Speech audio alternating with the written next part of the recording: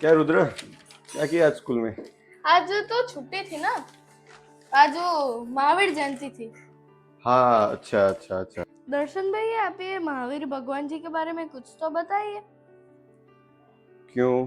Book में तो सब पढ़ते हो, बाकी गूगल कर लो। वो सब तो ठीक है, नया कुछ बताइए जिससे हमारे जीवन में एक सीख मिल सके। ऐसे तो महावीर स्वामी का पूरा जीवन ही एक उपदेश है। उनके बारे में जानने के लिए तो बहुत कुछ है। फिर भी अगर उनके जीवन का पूरा सार देखने जाए तो एक ही लाइन में था, अहिंसा परमो धर्म।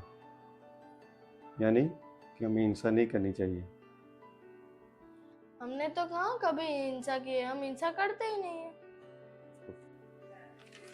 किसने कहा हम हिंसा नहीं करते? हम तो रोज हिंसा करते हैं। मतलब? हमको लगता है कि हम हिंसा नहीं करते, लेकिन हम लोग कहीं ना कहीं रोज हिंसा करते रहते हैं। हिंसा के देखने जाए तो तीन प्रकार है: कायिक हिंसा, वाचिक हिंसा और मानसिक हिंसा। हम किसी को अगर मारते हैं, किसी के ऊपर हाथ से मारते हैं, तो वो तो कायिक हिंसा हो गई। लेकिन जब हम किसी को गाली देते हैं, किसी का मजाक करते हैं, किसी को बुरा लगे ऐसा बोलते हैं, वो भी एक तरह से हिंसा है। उसे हम वाचिक हिंसा कहते हैं।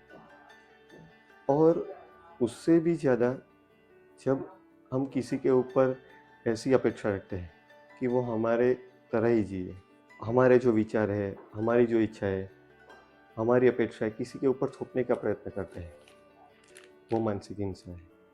दोस्तों, देखने जाए तो हिंसा की शुरुआत कहीं ना कहीं मानसिक हिंसा से होती है। हम किसी के ऊपर कुछ अपेक्षाएं रखते हैं कि इस तरह से बर्ताव करें, लेकिन जब वो हमारे विचारों की तरह से नहीं जीता, तब हम उसके ऊपर गुस्सा करते हैं, उसको ना बोलने का बोलते हैं। वो फिर होती है वाचिक हिंसा।